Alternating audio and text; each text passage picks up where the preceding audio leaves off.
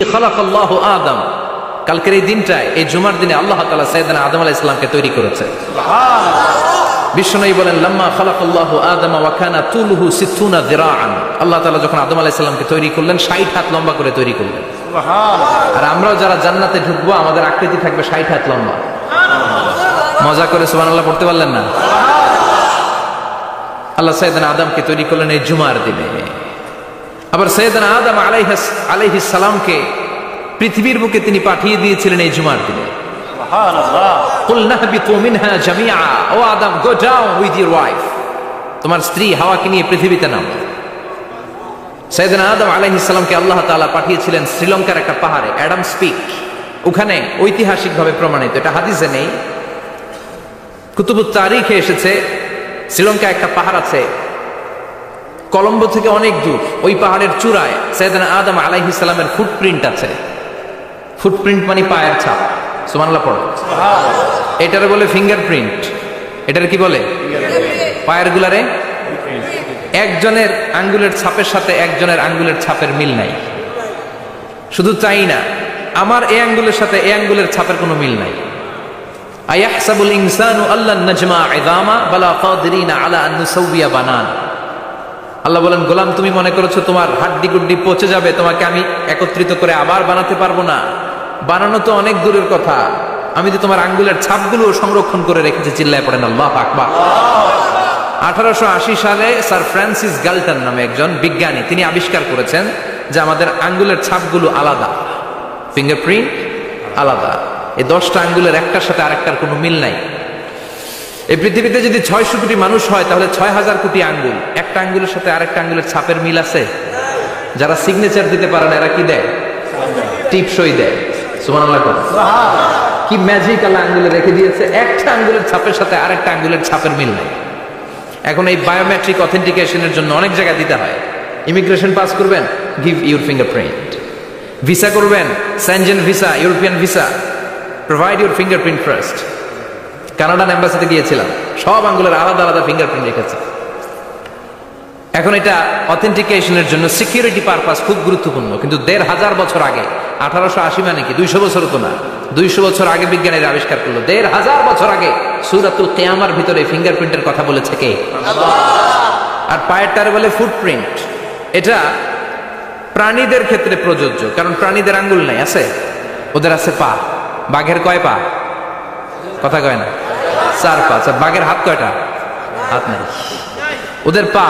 ফলে ওদের ফুটপ্রিন্ট লাগে। সুন্দরবনে কয়টা বাঘ আছে এটার একটা হিসাব আছে। কি করে বলে, কেমন করে হিসাব করে? বাঘের কাছে যে গুনে, চেহারা তো একরকম, একটারে 3 বার গণে। কথা কন, কিভাবে গণে তাহলে? বাঘশুমারি হয় কিভাবে? ফুটপ্রিন্ট, পায়ের ছাপ। একটা বাঘের পায়ের ছাপের সাথে আরেকটা বাঘের পায়ের ছাপের কোনো মিল নাই। আবার কাবা ঘরের পাশে একটা ছোট্ট জায়গা আছে। এই জায়গার মধ্যে রব্বুল আলামিন সব নবীদের পিতা সাইয়েদনা ইব্রাহিম আলাইহিস সালামের ফুটপ্রিন্ট রেখে দিয়েছেন। ওয়াত্তাখিযু মিম মাকামি ইব্রাহিম মুসাল্লা, সাইয়েদনা ইব্রাহিমের দাঁড়ানোর জায়গায় তোমরা নামাজের জায়গা করে নাও। আল্লাহু আকবার। সাইয়েদনা ইব্রাহিম আলাইহিস সালামের পায়ের ছাপ আছে কিন্তু মাকাম ইব্রাহিম।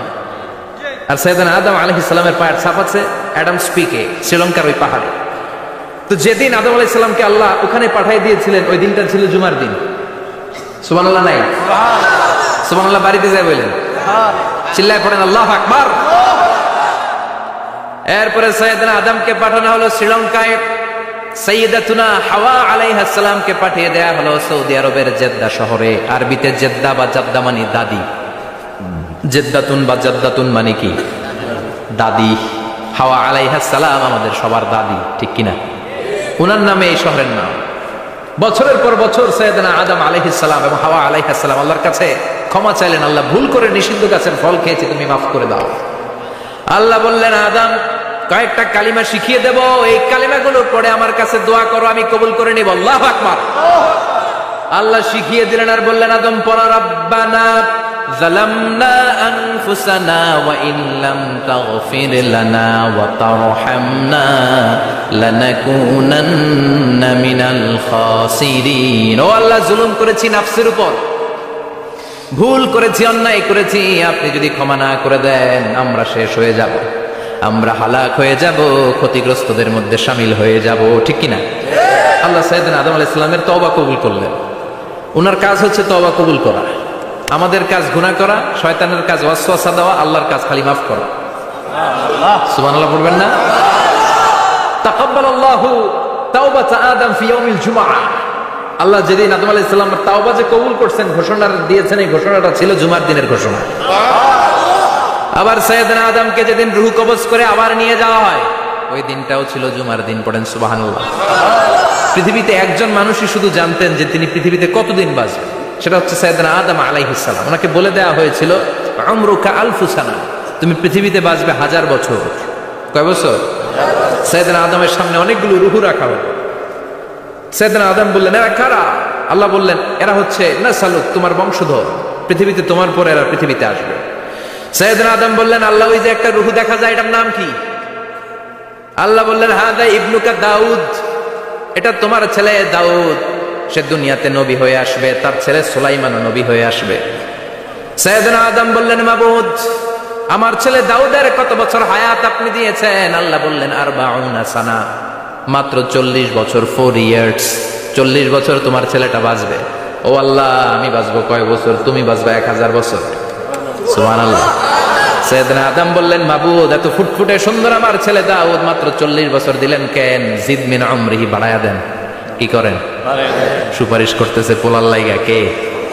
বাবা। আল্লাহ আপনি বাড়ায়া দেন। আল্লাহকে বাড়ানো যাবে না, লেখা হয়ে গেছে। রুফিআতিল আকলাম ওয়া জাফফাতিস সুহুফ, কলম তুলে নেওয়া হয়েছে আর কালি শুকায় গেছে, আর কিছু করা যাবে? সাইয়েদনা আদম বললেন, মাবুদ, আমার 1000 বছর কেন দিলেন? আমার এই সুন্দর ফুটফুটে ছেলেটারে মাত্র শুধুমাত্র 40 বছর কেন দিলেন? ও মাবুদ, আমার 1000 বছরের দরকার নাই, আমার 1000 বছর থেকে 60 বছর আমি আমার ছেলেরে দিয়ে দিলাম। দাউদ আলাইহিস সালাম বাঁচবে 40 বছর, তো বাপ আদম যদি আরো 60 দেয়, 40 আর 60 মিলে কত হয়? ভালো হিসাব বোঝেন, 100। আর আদম আলাইহিস সালাম পেয়েছিলেন 1000 বছর, 60 কমে গেলে রইল কত? 940 বছর পৃথিবীতে থাকার পরে মালাকুল মাউত চলে এসেছে। কারণ এটা on time, the death will come on time, it never late, কখনো দেরি হয় না। আল্লাহ বললেন, লিকুল্লি উম্মাতিন আজালুন ফাইযা জাআ আজালুহুম লা ইস্তাখিরুনা সাআতান ওয়া লা ইস্তাকদিমুন। মৃত্যুর একটা নির্ধারিত সময় আমি বেঁধে দিয়েছি, অন টাইম, অন টাইমেই চলে আসে, 1 সেকেন্ড আগেও আসবে না, 1 সেকেন্ড পরেও আসবে না। 940 বছর বয়সে মালাকুল মাউত এসে হাজির, এসে বলল, জিইতু আন আকবাদা রূহাক, রূহ কবজ করতে আসছি। আদম আলাইহিস সালাম বললেন, রূহ কবজ করতে আসছো মানে? আমি বাঁচবো তো 1000 বছর। কয় বছর? মালাকুল মাউত বললেন, না না, ওই যে আগের কথা স্মরণ করেন, আপনি 60 বছর দিয়ে দিয়েছিলেন। কয় না, আমি দেই নাই, আমি আরো বাঁচুম, আরো 60 বছর পাওনা আছি, আমি দেই নাই। মালাকুল মাউত বললেন, আপনি দিয়েছেন। আদম বলে, দেই নাই। মালাকুল মাউত বলে, আল্লাহ ঘটনা দেখেন, দিয়া কয় দেই নাই। আল্লাহ কয়, থাক, কথা কইস না, আয়া পড়। সুবহানাল্লাহ পড়ো। নাসিয়া আদম ফানাসিয়া বানু, ভুলে গেছেন। আমরা ভুলে যাই, আমরা খেয়ে বলছি খাই নাই, নিছিলাম পকেটে, কয় নেই নাই। এরকম ডাকাইত আছে না নাই? নাসিয়া আদম ফানাসিয়া বানু, বিশ্বনবী বললেন, আদম ভুলেছে তো তার সন্তানরাও ভুলে যায়। জাহাদা আদম ফাজাহাদাত যুররিয়াতু, আদম অস্বীকার করেছে, তার সন্তানরাও অস্বীকার করে। সেদিন থেকে আল কিতাব ওয়া শুহুদ, মানে লিখে রাখার সিস্টেম আর সাক্ষীর সিস্টেম চালু হয়েছে। সুবহানাল্লাহ পড়ে। সুবহানাল্লাহ। 940 বছর বয়সে মালাকুল মাউত এসে আদম আলাইহিস সালামের রূহ নিতে পারে নাই। উনি 1000 বছর যখন হয়েছে, তখন এসে সাইয়েদনা আদম আলাইহিস সালামের রূহ কবজ করেছে। যেই দিন পৃথিবীর প্রথম মানব, প্রথম নবীর রূহ মালাকুল মাউত দুনিয়া এসে কবজ করেছে, ওই দিনটাও ছিল জুমাবার। আল্লাহু আকবার। আবার বিশ্বনবী বললেন, লা তাকুমুস সাআ ইল্লা ফি ইয়াউমিল জুমআহ ইযা যুলজিলাতিল আরদু জিলজালাহা ওয়া আখরাজাতিল আরদু আসফালাহা ইযা রুজ্জাতিল আরদু রাজ্জান ওয়া বুসাতিল জিবালু বাসসা। কিয়ামতের দিন পৃথিবীটাকে একটা প্রকম্পন দিয়ে কাঁপিয়ে দিবে কে? মারাত্মক একটা ঝাঁকুনি দিবে আল্লাহ, পুরো পৃথিবীটা কেঁপে ভেঙে চুরে খান খান হয়ে যাবে। এই ঝাঁকুনিয়ার আর্থকোয়েক ভূমিকম্প এর ঘটনাটা যেদিন ঘটবে ওই দিনটাও হচ্ছে জুমার দিন। চিৎকার করে পড়েন সুবহানাল্লাহ। তার মানে আদম সৃষ্টি হলো জুমার দিনে, দুনিয়ায় নামিয়ে দেয়া হলো জুমার দিনে, তওবা কবুল করে নেওয়া হলো জুমার দিনে, রূহ কবজ করা হলো জুমার দিনে, আবার কিয়ামত সংঘটিত হবে জুমার দিনে। পড়েন সুবহানাল্লাহ। আবার বিশ্বনবী বললেন, আর রমাদান ইলা রমাদান, এক রমজান থেকে আরেক রমজানের মাঝখানে যত গুনাহ হয় মাফ করে কে? আল্লাহ। তারপরে বিশ্বনবী বললেন, আল উমরাতু ইলাল উমরাহ, কেউ যদি একবার উমরা করে পরে আবার করলে 2 উমরার মাঝখানে গুনাহগুলো মাফ করে দেয় কে? আল্লাহ। আবার বিশ্বনবী বললেন, আল জুমআতু ইলাল জুমআ কাফফারাতুন লিমা বাইনাহুমা, এক জুমার পর থেকে সামনের জুমা আসা পর্যন্ত যে সগীরা গুনাহগুলো হয় সবগুলো সগীরা গুনাহ মাফ করে দেয় কে? রজব শাবানে বরকতে দাও, রমজান মাসে গুনাহ ঝড়াও, সপ্তাহ জুড়ে তুমি বরকতে দাও, জুমার দিনেতে গুনাহ ঝড়াও, রজব শাবানে বরকতে দাও, রমজান মাসে গুনাহ ঝড়াও। ঠিক কি না? তার মানে জুমার দিন গুনাহ মাফের দিন। সারা সপ্তাহে ভুল ত্রুটি অন্যায় যা করলাম জুমার নামাজের বদৌলতে সব গুনাহ মাফ করে দেয় কে? এই দামি দিনটাকে আল্লাহ ইহুদিদের দিতে চেয়েছিলেন, পায় নাই। আলহামদুলিল্লাহ কইবেন না? আলহামদুলিল্লাহ। ইখতিলাফু, তারা ইখতিলাফ করে হারাইছে এটা। এই দামি দিনটা রব্বুল আলামিন নাসারাদেরকে দিতে চেয়েছিলেন, ফাখতালাফু, ওরাও ইখতিলাফ করে হারাইছে। এজন্য ইখতিলাফ ভালো জিনিস না খারাপ জিনিস? মারামারি ভালো জিনিস না খারাপ জিনিস? আর ঐক্য করা ভালো জিনিস না খারাপ জিনিস? ঐক্য করতে রাজি আছেন? ইহুদিদেরকে আল্লাহ দিতে চাইলেন, ইখতিলাফ করে হারাইছে। নাসারারাও হারাইছে। ফাজা আল্লাহু বিনা ফাহাদানা বিহাদা দ্বীন, রব্বুল আলামিন এই দিনটা আমাদেরকে দিলেন, আমরা ইখতিলাফ করি নাই, বিশ্বনবীর হাতে হাত রেখে ঐক্য করে ঘোষণা দিয়েছি জুমার দিন আমাদের সাপ্তাহিক দিন। সুবহানাল্লাহ। বিশ্বনবী বলেন, ফাগাদান লিল ইয়াহুদ, সাপ্তাহিক আনন্দের দিন ইহুদিদের জন্য হচ্ছে শনিবার, ইয়াউমুস সাbt, ও বা'দা গাদ লিন নাসারা, আর খ্রিস্টানদের জন্য হচ্ছে রবিবার, আর আমাদের জন্য হচ্ছে শুক্রবার। চিল্লায় পড়েন আল্লাহু আকবার। তার মানে জুমার দিন, জুমাবারের মর্যাদা বেশি না কম? চিল্লায় বলেন বেশি না কম? জুমার দিন সকালবেলা ফজরের নামাজের পর থেকে ফেরেশতারা যতগুলো মসজিদে জুমা অনুষ্ঠিত হয় ওই মসজিদে ঢোকার প্রতিটা দরজার মধ্যে দাঁড়িয়ে থাকে। কারা কারা আগে আগে জুমার নামাজ পড়ার জন্য মসজিদে যায়, প্রত্যেকের নামগুলো একটা জান্নাতের রেজিস্ট্রি খাতার মধ্যে তুলে নেয়। এই নামগুলো স্পেশালি আল্লাহর কাছে পাঠানোর জন্য। সুবহানাল্লাহ কইবেন না? ডানে বাঁয়ে সামনে পেছনে যতগুলো দরজা, প্রতিটা দরজায় ফেরেশতারা বসে থাকে। কে আগে আসলো নাম তুলে দেয়। তুলতে তুলতে তুলতে তুলতে খতিব সাহেব যখন খুতবা দেওয়ার জন্য মিম্বারে যেয়ে বসে যায়, ফেরেশতারা তাদের খাতা বন্ধ করে তারাও খতিব সাহেবের সামনে জুমার খুতবা শোনার জন্য বসে যায়। পড়েন সুবহানাল্লাহ। প্রথম জুমার দিন জুমার মসজিদে যে ঢুকবে, বিশ্বনবী বললেন, আল্লাহর রাস্তায় একটা উট কুরবানি দিলে যেই সওয়াব, এই সওয়াব আল্লাহ আমলনামায় দিয়ে দেয়।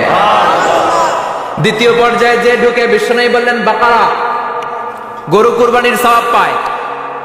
3 নম্বরে যে ঢুকবে, বিশ্বনবী বললেন, কাবসা, হাদিসের ভাষায় এসেছে আল কাবাস, কাবাস মানে হলো বকরি, বকরি কুরবানির সওয়াব। 4 নম্বরে যে ঢুকবে তার হচ্ছে দাজাজা, দাজাজা মানে মুরগি।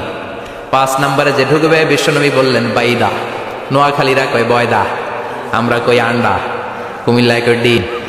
আছে না নাই?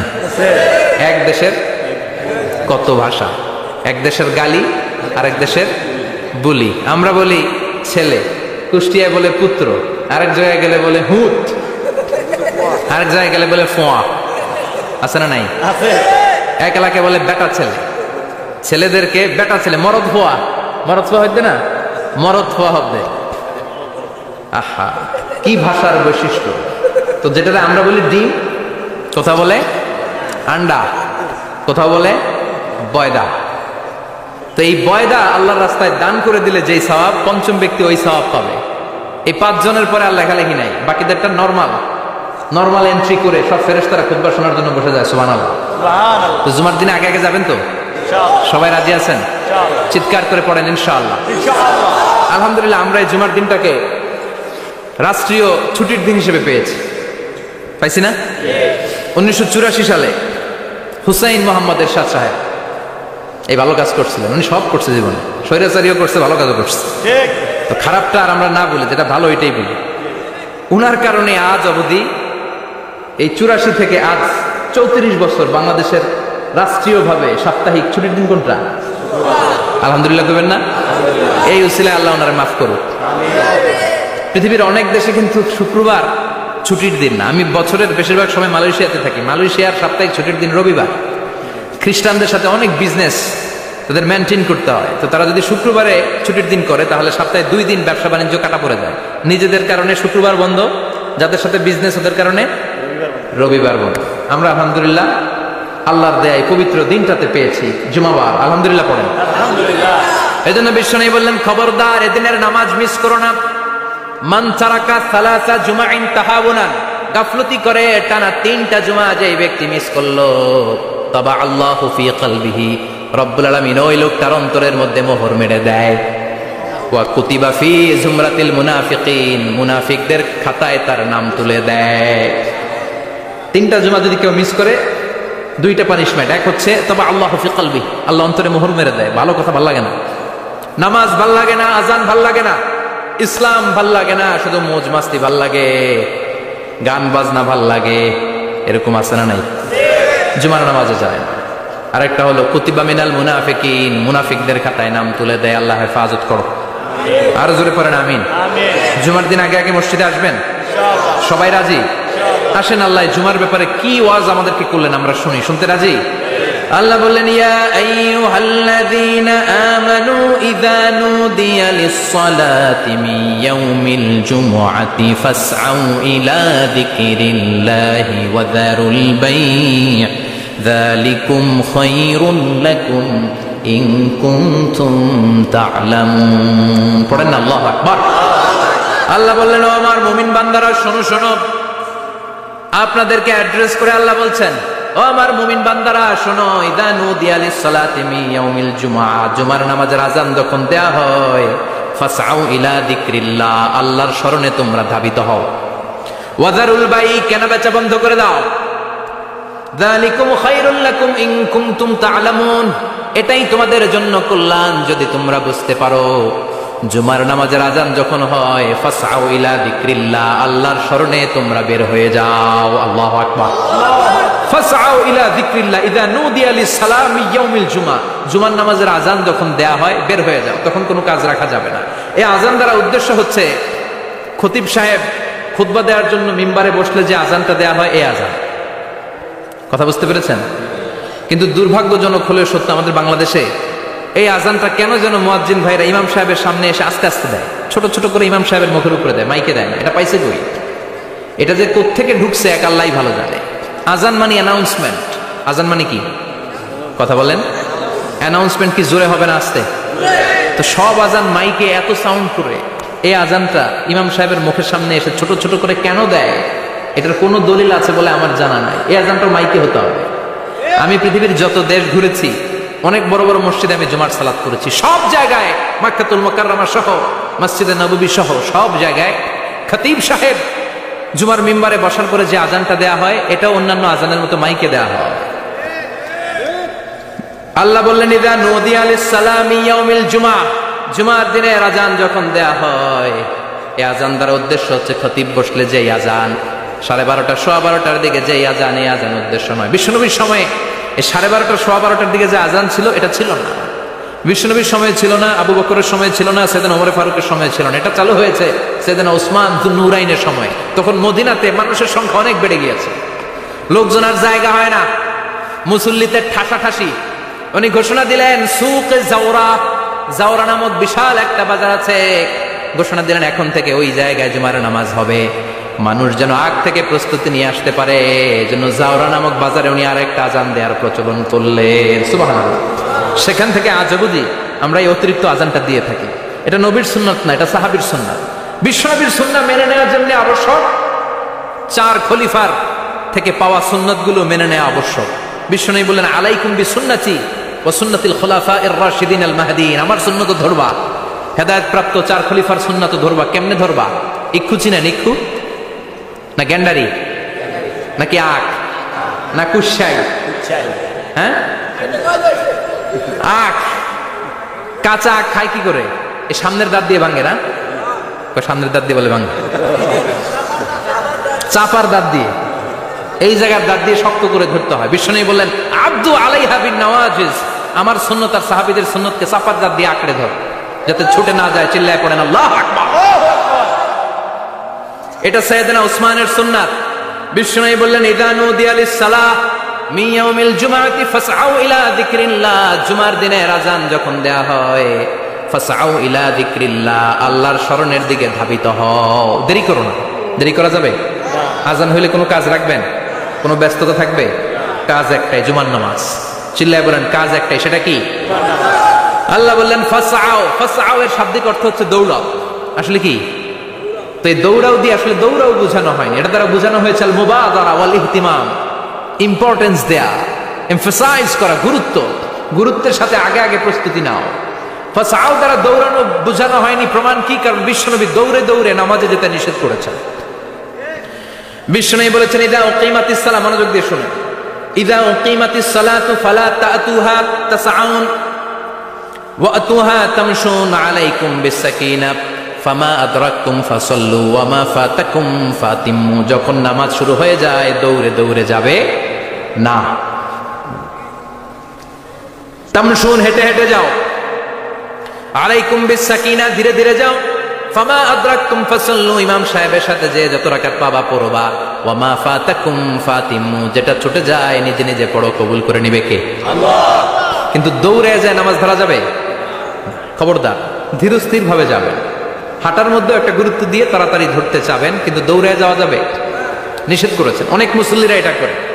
ধরেন মাগরিবের নামাজ, ওযুখানাতে মুসল্লিরা ওযু করতেছে, ইমাম সাহেব নামাজ শুরু করেছেন, আল কারিআতু মাল কারিআহ ওমা আদরাকা মাল কারিআহ, মুখস্থ আছে না সবার? মুসল্লি মনে করতেছে ওযু হইছে আমার অর্ধেক, এখন যদি তাড়াতাড়ি ওযু না করে দৌড় না দেই রাকাত পাওয়া যাবে? রাকাত পাওয়ার জন্য দিছে দৌড়। মসজিদে হচ্ছে টাইলসের মসজিদ, পিছলায় পয়রা মুসল্লি একদিকে, লুঙ্গি আরেকদিকে, আছে না নাই? আমার কাছে খবর আছে এরকম পা ভাঙছে অনেকের। রাকাত ধরার জন্য মুসল্লি তাড়াহুড়ো করে দিছে দৌড়, মুসল্লি একদিকে লুঙ্গি, ঠ্যাং ভাঙা শেষ, এখন ল্যাংড়া। বিশ্বনবীর কথা মানে নাই, ওটারে ল্যাংড়া বানাইছে কে? এই জন্য বিশ্বনবী বললেন খবরদার দৌড়ে যাবে না, একামত হয়ে গেলে ধীরস্থির ভাবে যাও। কেননা দৌড়ে দৌড়ে আপনি কার দরবারে যাবেন? উনি তো সব রাজার বড় রাজা, মহারাজা। মহারাজার দরবারে তাড়াহুড়ো করা যায় নাকি? ফিট হয়ে কাপড় চোপড় পরে আতর টাতর মেখে ধীরস্থির ভাবে যাবেন। দৌড়ে গেলে আপনার হার্টবিট বেড়ে যাবে, আপনার ব্রেথ ইন ব্রেথ আউট, শ্বাস প্রশ্বাস বেড়ে যাবে। তো হাঁপানির চোটে তো আপনি হাঁপাতে থাকবেন। আপনি তাহিয়া পড়বেন কখন, তাসবিহ পড়বেন কখন, আল্লাহর প্রশংসা করবেন কখন? চিল্লা এখন ঠিক কিনা? এজন্য আল্লাহ বললেন ফাসআউ ইলা যিকরিল্লাহ, জুমার নামাজের আযান যখন হয়ে যায় তোমরা আল্লাহর জিকিরের দিকে ধাবিত হও। যিকরিল্লাহ, আল্লাহর স্মরণ। জিকির মানে কি? কিন্তু এই জিকির দ্বারা এই আয়াতের উদ্দেশ্য হচ্ছে আল খুতবাতাইন, জুমার দুই খুতবা। জুমার জিকিরের অনেক অর্থ আছে। জিকির মানে সালাত, জিকির মানে কোরআন, জিকির মানে ওয়াজ, জিকির মানে সম্মান। আবার জিকির মানে জুমার দুই খুতবা।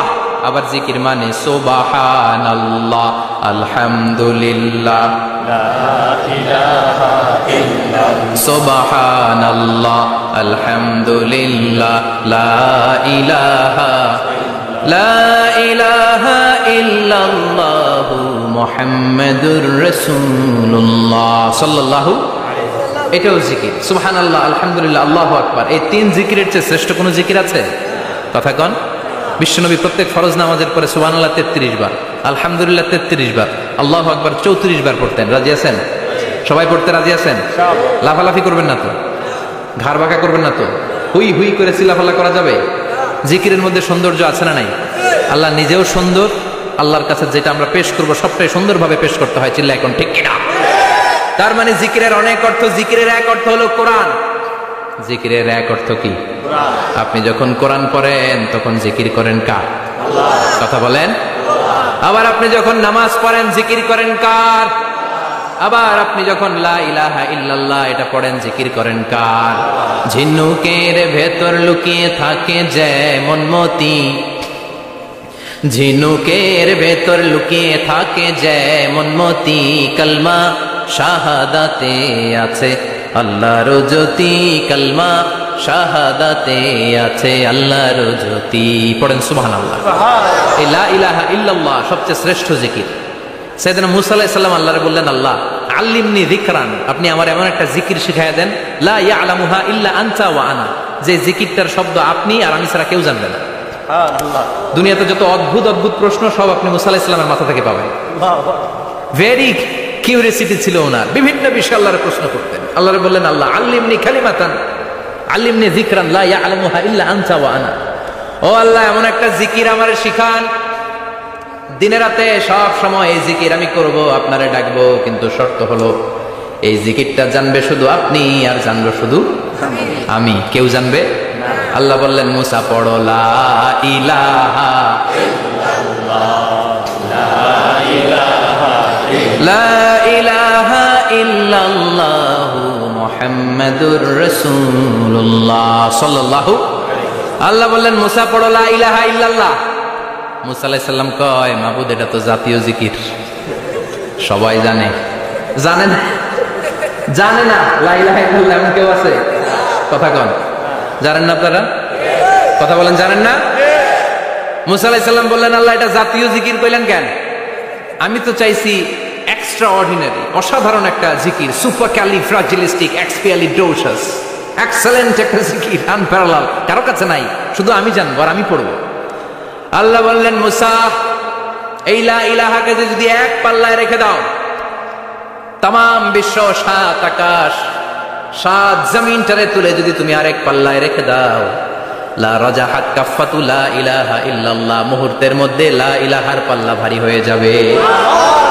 ও মুসা, তুমি যতই এক্সক্লুসিভ জিকির চাও, লা ইলাহার চেয়ে দামি জিকির আমার কাছে নাই। চিৎকার করে পড়তে হবে আল্লাহু আকবার। তার মানে নামাজ ও জিকির, কোরআন ও জিকির, এই যে আমরা ওয়াজ করতেছি এটাও কি কথা কন? বিশ্ব নবীর আল্লাহ বললেন, ও নবী ফাযাক্কির ইন্নামা আনতা, ও নবী আপনি জিকির করেন মানে ওয়াজ করেন, ইন্নামা আনতা মুযাক্কির, ও নবী আপনি ওয়াজ করে শোনান, লাস্তা আলাইহিম বিমুসাইতির, আপনারে দারোগা বানিয়ে পাঠাই নাই, আপনি শুধু ওয়াজ করেন। কার কথা? চিল্লায় বলেন কার কথা? কিন্তু এইখানে জিকির দ্বারা উদ্দেশ্য হচ্ছে জুমার খুতবা। ফাসআউ ইলা যিকরিল্লাহ, আল্লাহর জিকিরের দিকে ধাবিত হও, এই জিকির দ্বারা উদ্দেশ্য হলো জুমার খুতবা। তার মানে জুমার খুতবা যে খতিব সাহেবরা দেন, এখানে মসজিদের খতিব আছেন কারা কারা? দেখি একটু হাত তোলেন তো। 1 2 3 4 5 6 7, গুণে শেষ করা যাবে না, অনেক খতিব। আল্লাহ এই খতিবদেরকে তুমি কবুল করো, আর জোরে পড়েন আমিন। এই যে যিকরুল্লাহ, ফাসআউ ইলা যিকরিল্লাহ দ্বারা আল্লাহ তাআলা জুমার খুতবাকে বুঝিয়েছেন। কি বুঝিয়েছেন? মনোযোগ আপনাদের আছে না গেছে? শেষ করে দেই, অনেক রাত হয়েছে তো, ছোট্ট একটা দোয়া পড়ি, শেষ করব? আরো কয়েক মিনিট মনোযোগ থাকবে? তাকবীর দেন, লিল্লাহে তাকবীর, আরো জোরে দেন, লিল্লাহে তাকবীর। ফাসআউ ইলা যিকরিল্লাহ, আল্লাহর জিকিরের দিকে, আল্লাহর স্মরণের দিকে ধাবিত হও। এটা দ্বারা উদ্দেশ্য হচ্ছে জুমার খুতবা। আল্লাহ বুঝাতে চাইলেন জুমার খুতবা যাতে মিস হয়ে না যায়, এজন্য জুমার খুতবারে যেন তেন মনে করবেন না, এটা ওয়াজিব। জুমার নামাজ যেমনি ওয়াজিব, জুমার খুতবা দেওয়াও, কথা বলেন, জুমার খুতবা ওয়াজিব, শোনা ওয়াজিব, খুতবা দেওয়া ওয়াজিব। এই জন্য রব্বুল আলামিন জোহরের নামাজকে ফরজ করে দিয়েছেন 4 রাকাত। যেহেতু জোহরের নামাজের আগে পরে কোনো খুতবা নাই, জুমার দিন খুতবা আছে, তাই জুমার দিন 4 রাকাত থেকে কমিয়ে তিনি 2 রাকাত করে দিয়েছে। কি ব্যালেন্সড ইসলাম, কি ভারসাম্যপূর্ণ আমাদের জীবন বিধান। প্রতিদিন জোহরের সময় ফরজ করা রাকাত, কিন্তু জুমার দিন ফরজ করা রাকাত, 2 রাকাত কমাইলো কেন? খুতবা, সুবহানাল্লাহ কইবেন না? এজন্য জুমার খুতবাটা খতিব সাহেব যারা আছেন খুবই জরুরি। এটাকে খুব কনস্ট্রাকটিভ মুডে সমাজে তুলে ধরতে হবে, মানুষকে এডুকেট করতে হবে, ইনস্ট্রাক্ট করতে হবে। আপনাদের অনেক দায়িত্ব, you have huge responsibilities in your shoulder. আপনাদের অনেক দায়িত্ব, খতিব যারা, এটা ছোটখাটো কোনো রেসপন্সিবিলিটি না, এটা অনেক বড় দায়িত্ব। এজন্য জুমার দিন মানুষকে আপনার শিক্ষিত করতে হবে। এই জুমার খুতবা, জুমার আলোচনার সাথে পৃথিবীর কোনো আলোচনার কোনো মিল নাই, কারণ জুমার আলোচনা সব সময় অন টাইম, একটা নির্ধারিত সময় হয়। পৃথিবীর অন্য কোনো আলোচনা নির্ধারিত সময় হয় নাকি? কথা কন। আমরা বক্তারা নির্ধারিত সময়ে মাইক পাই? কথা কন। কোনোদিন 8টায়, কোনোদিন 9টায়, আজকে বসছি কয়টায়? কিন্তু জুমার খুতবার এটা চেঞ্জ হয়। কি বরকতের একটা জলসা! ওই দিন সবাই আসতে হয় মসজিদে। ফুল টাইম নামাজি এরা আসে, পার্ট টাইম নামাজি এরা আসে, বেনামাজি এরাও আসে, আস্তিক এরা আসে, নাস্তিক এরাও আসে, আওয়ামী লীগ আসে, বিএনপি আসে, জাতীয় পার্টি আসে, জামাত ইসলাম আসে, হেফাজতে ইসলাম আসে, তাবলিগের ভাইয়েরা আসে, পীরের মুরিদেরা আসে, সবাই আসে। এটা জরুরি দিন না? তাফসির মাহফিলের সাথে জুমার একটা মৌলিক পার্থক্য হচ্ছে, তাফসির মাহফিল আমাদের ধরে রাখতে হয়। কি করতে হয়? ধরে না রাখলে শ্রোতা উঠে যায়। কিন্তু জুমার খুতবা কি ধরে রাখা লাগে? কথা কন, ওঠার সুযোগ আছে, কারণ সামনে কি জুমার নামাজ। সুবহানাল্লাহ কইবেন না? এটা অনেক জরুরি। এজন্য জুমার খুতবা যারা দেন এরা বিশ্বনবীর দায়িত্ব পালন করেন। আল্লাহু আকবার। বিশ্বনবীর মাদানী ইনিংস কয় বছরের? 10 বছর। বিশ্বনবীর মাদানী ইনিংস শুরু হয়েছে মসজিদে নববী তৈরি করার মধ্য দিয়ে। বিশ্বনবী মসজিদে নববী তৈরি করার পর মসজিদে নববীর খতিব হিসেবে দায়িত্ব নিলেন। সুবহানাল্লাহ। বিশ্বনবী 1টা 2টা 5টা 10টা না, মসজিদে নববীতেই 10 বছরের ইনিংসে 500টারও বেশি জুমার খুতবা দিয়েছেন। সুবহানাল্লাহ। বাড়িতে যায় বললেন কত খুতবা? 500রও বেশি খুতবা দিয়েছে। মদিনার সমাজটা এমনি জান্নাতি সমাজ হয় না। মদিনার সোসাইটিটাকে জান্নাতি সমাজ বানানোর জন্য বিশ্বনবীকে 500টা বক্তব্য দিতে হয়েছে। চিল্লায় পড়েন আল্লাহু আকবার। প্রতি সপ্তাহে যে আয়াতগুলো নাজিল হতো বিশ্বনবী এগুলো নিয়ে কথা বলতেন। এই সপ্তাহে যে সমস্ত আয়াতগুলো নাজিল হলো ওই আয়াতগুলো নিয়ে বিশ্বনবী জুমার দিন খুতবার মধ্যে কথা বলতেন। এই সপ্তাহের মধ্যে রাষ্ট্রীয় যত ক্রাইসিস আছে এই সমস্যাগুলো নিয়ে বলতেন। এই সপ্তাহে সমাজের মধ্যে বড় বড় যত ঘটনাগুলো ঘটে গেল এগুলো নিয়ে বিশ্বনবী জুমার দিন কথা বলতেন। সুবহানাল্লাহ। এজন্য খতিব যারা আছেন জুমার আলোচনাটা অনেক কনস্ট্রাকটিভ, ফ্রুটফুল হতে হবে, কোরআনের আলোকে হতে হবে। বিশ্বনবী জুমার খুতবা দিচ্ছেন, হঠাৎ বিশ্বনবী দেখলেন হাসান আর হুসাইন লাল 2টা জামা পরে জুমার মসজিদের মধ্যে ঢুকে একবার কাতারের এইদিকে দৌড় মারে, আরেকবার ওইদিকে দৌড় মারে। ছোট বাচ্চাদের এরকম দৌড়াদৌড়ি আছে না নাই? রাজা মায়েরও আছে। ছোট বাচ্চাদেরকে মসজিদে ঢুকতে দেন তো না বের করে দেন? বের করে দেন। সর্বনাশ।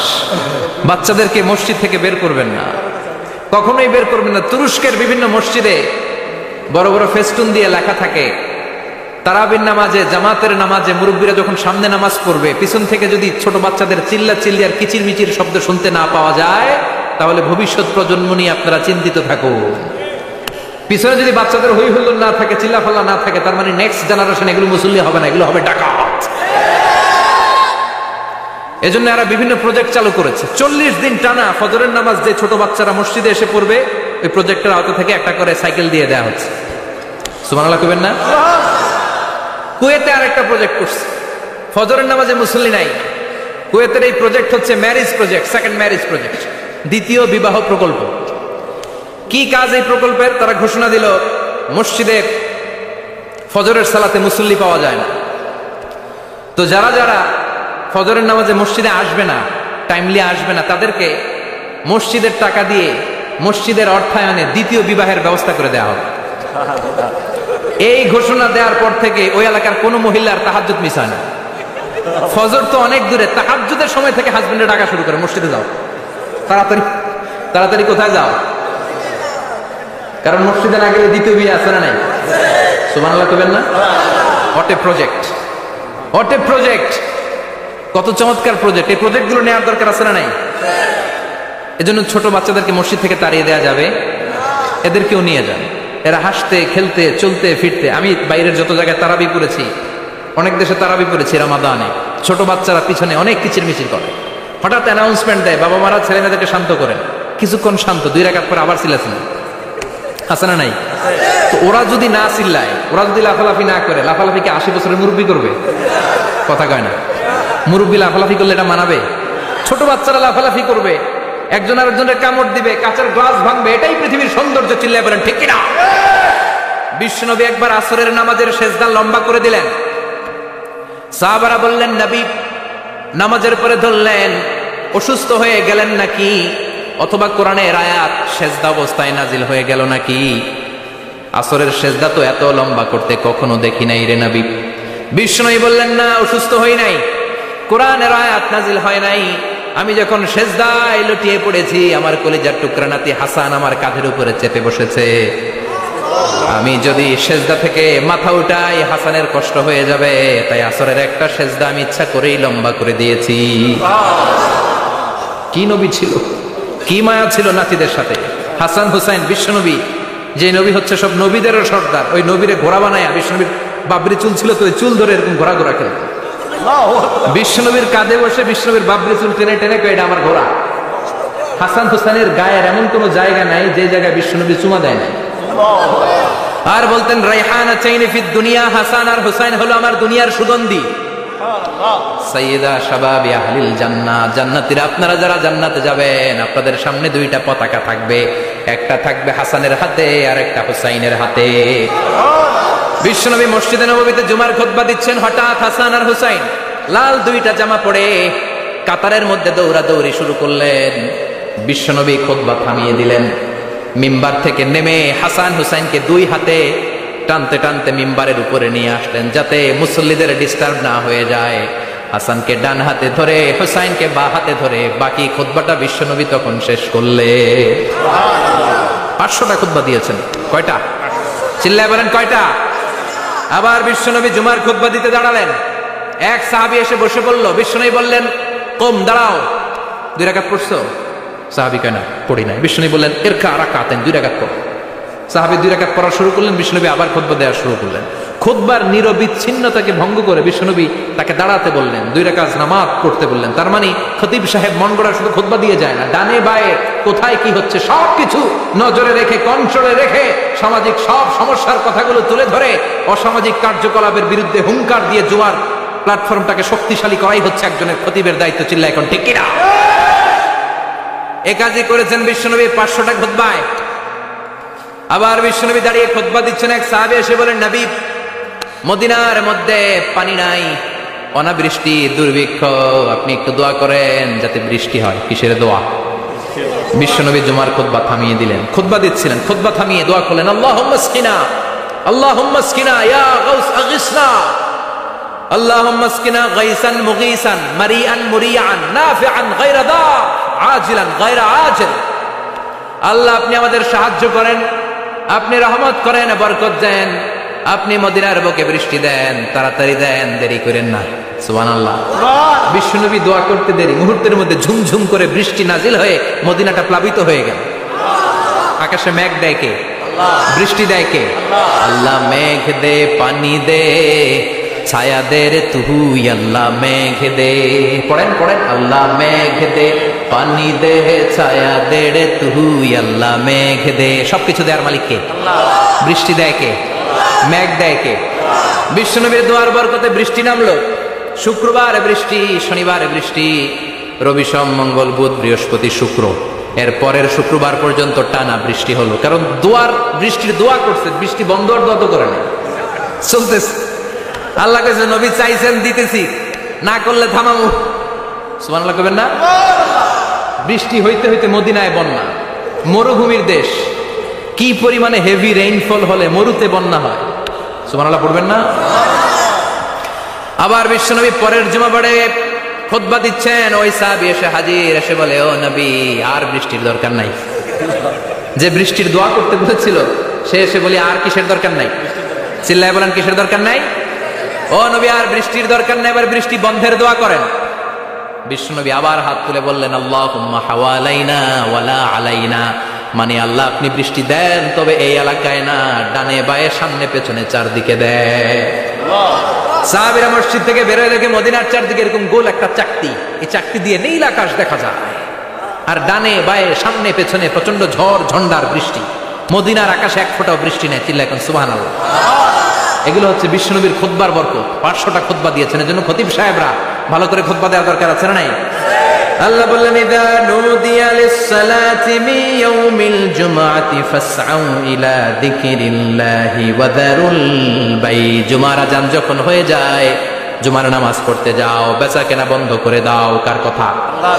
Close the shop, shut down the shop, close the market.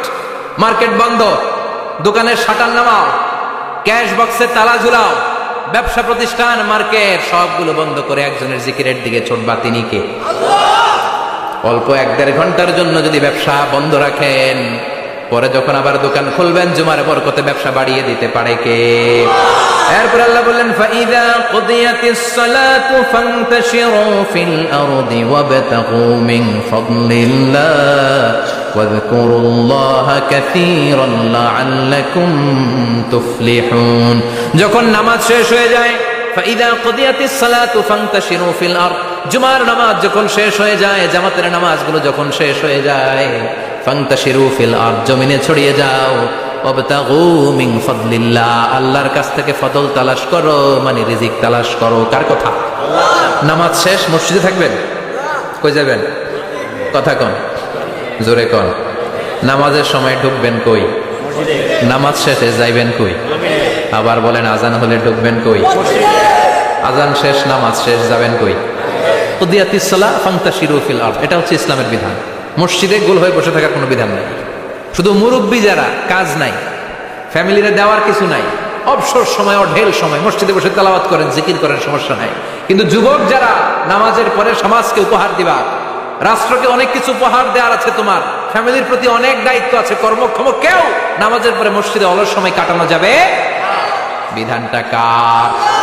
Omar Faruk মসজিদে নববীর ইমাম, জোহরের নামাজের ইমামতি করলেন, বের হয়ে আসলেন, দেখেন মসজিদের বারান্দায় ইয়ামান থেকে আসা কিছু লোক গোল হয়ে বসে বসে জিকির করে। কি করে? মনোযোগ নাই। কি করে? জিকির করে। উনি চলে গেলেন, আসরের সময় আবার ইমামতিতে আসলেন, আসরের সালাত পড়িয়ে চলে যাচ্ছেন, আবার দেখে গোল হয়ে জিকির করে ওই দল। মাগরিবের নামাজে ইমামতি করলেন, চলে যাওয়ার সময় দেখে সবাই যায়, এরা যায় না, গোল হয়ে বসে বসে জিকির করে আর তাসবিহ পড়ে। এবার ওমর ফারুক বললেন আসসালামু আলাইকুম, সবাই বলে ওয়ালাইকুম আসসালাম। মান আনতুম, তোমরা কারা? কয় নাহনু আল মুতাওয়াক্কিলুনা আলাল্লাহ, আমরা আল্লাহর উপর তাওয়াক্কুল করছি। তো তাওয়াক্কুল করে যে বসে আছো, তোমাদের ফ্যামিলি নাই, ছেলে মেয়ে নাই, দায় দায়িত্ব নাই, সমাজকে উপহার দেওয়ার মতো কিছু নাই, আর তোমরা যে বসে আছো 3টা বেলা, খাইলা কোত্থেকে? না রোজাদা। ইয়ামানি লোকগুলো বলে না রোজা রাখি নাই, খাইছি। ওমর বলল বড় আল্লাহর ওলি খানা করতে আইছে। আমাদের জিকির আর বুজুর্গি দেখে আশেপাশের লোকজন খানা দিয়া গেছে।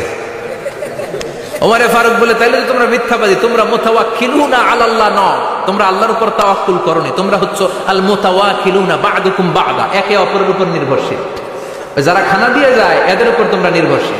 তোমরা জিকির করার টাকায় থাকো, বাটি আসে কোন দিক দিয়া, খাবারের প্লেট আসে কোন দিক দিয়া, জোরে কোন ঠিক কিনা? আল্লাহর উপর তাওয়াক্কুল এটা নয়। আনতুমুল মুতাওয়াক্কিলুন বা'দুকুম বা'দা, এখনই মসজিদ থেকে বের হয়ে যাও। এরপরে কোনদিন নামাজের পর গোল হয়ে বসে থাকতে দেখলে পিটায় মসজিদ থেকে তাড়াবো।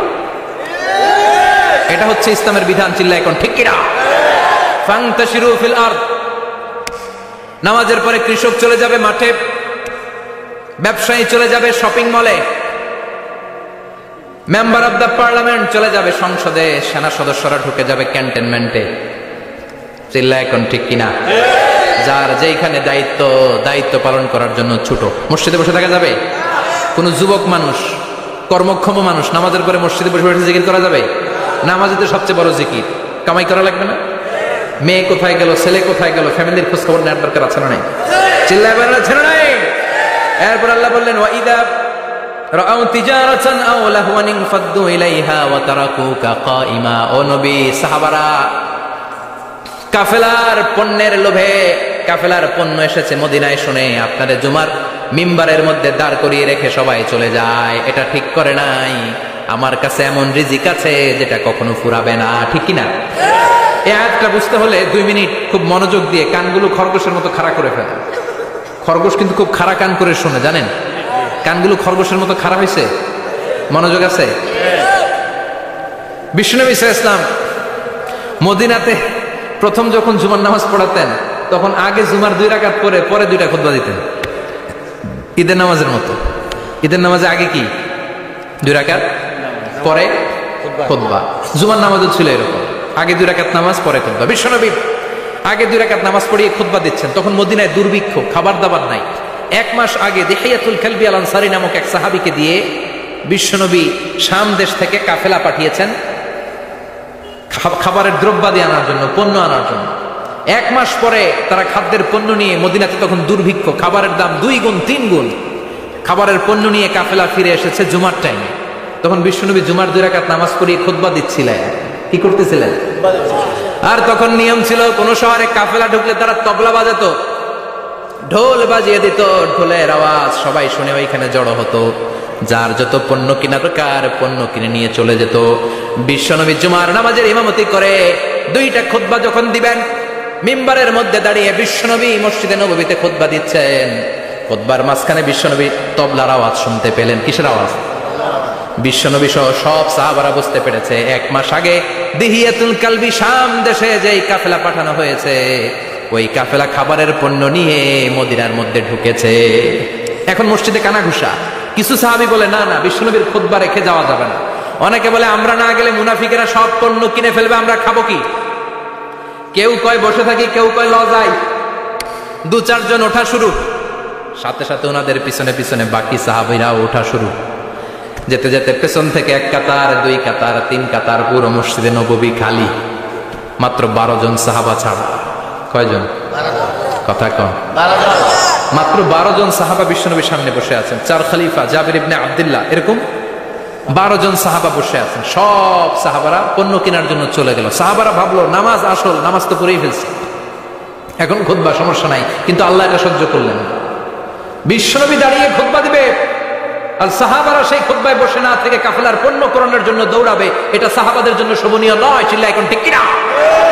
এজন্য সাহাবাদেরকে ধমক দিয়ে, আমাদের চোখে আঙ্গুল দিয়ে আল্লাহ আয়াত নাযিল করলেন, ওয়া ইযা রাআউ তিজারাতান লাহওয়ানি আও লাহওয়ানিন ফাদ্দু ইলাইহা ওয়া তারাকুকা কাইমা।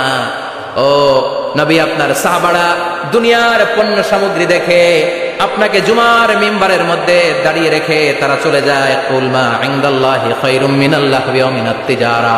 ও নবী, আপনি বলে দেন, আমার কাছে এত বিশাল ধনভাণ্ডার আছে, সবার যত চাহিদা, যত কামনা আছে সব যদি দিয়ে দেয়, আমার ধনভাণ্ডারের 1 ইঞ্চিও কমবে না। সবচেয়ে বড় রিজিকদাতা কে? আল্লাহ। চিল্লায় বলেন কে? আল্লাহ। কেউ যেটা পারে না পারে কে? আল্লাহ। কেউ যেটা দেয় না দেয় কে? আল্লাহ। জুমার নামাজে আগে আগে যেতে রাজি আছেন? সময় মতো জুমার খুতবা শুনতে রাজি আছেন তো? খতিব সাহেবরা ঠিকঠাক মতো জুমার খুতবা দিবেন তো? জুমার দিনের কিছু সুন্নাত আছে, শুনবেন না? দোয়া করে ফেলবো। এই সুন্নাত গুলো শুনে আমরা বিদায় নিব। চিল্লায় পড়েন ইনশাআল্লাহ। দোয়া না নিয়ে কে কে যাবেন? হাত তোলেন।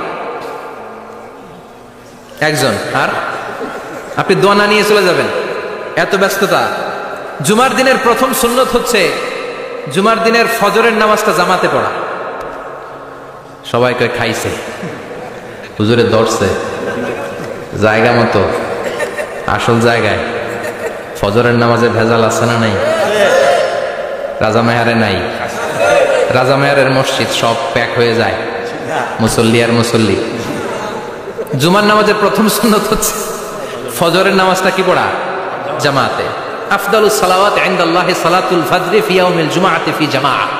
বিশ্বনবী বললেন জুমার নামাজের 15টা সুন্নত মুখস্থ রাখতে হবে। 1 নম্বর সুন্নত ফজরের সালাত জামাতে পড়তে হবে। 2 নামাজ মুনাফিকদের কাছে সবচেয়ে কঠিন, একটা হচ্ছে ফজরের নামাজ আর একটা এশার নামাজ। এক আলেমকে জিজ্ঞেস করা হলো, ফজরের বাতাসটা এত ঠান্ডা আর স্নিগ্ধ কেন? আলেম উত্তর দিয়েছিল, কারণ ফজরের বাতাসে মুনাফিকদের নাকের দুর্গন্ধ মিশে না। ফজরের বাতাসটা স্নিগ্ধ। ফজরের সময় আল্লাহওয়ালাদের আনাগোনা, মুসল্লিদের আনাগোনা, ইসলামের পক্ষের শক্তির আনাগোনা। চিল্লায় বলেন ঠিক কিনা? মসজিদে নববীতে জুমার নামাজের দৃশ্য আর ফজরের নামাজের দৃশ্য ছিল এক।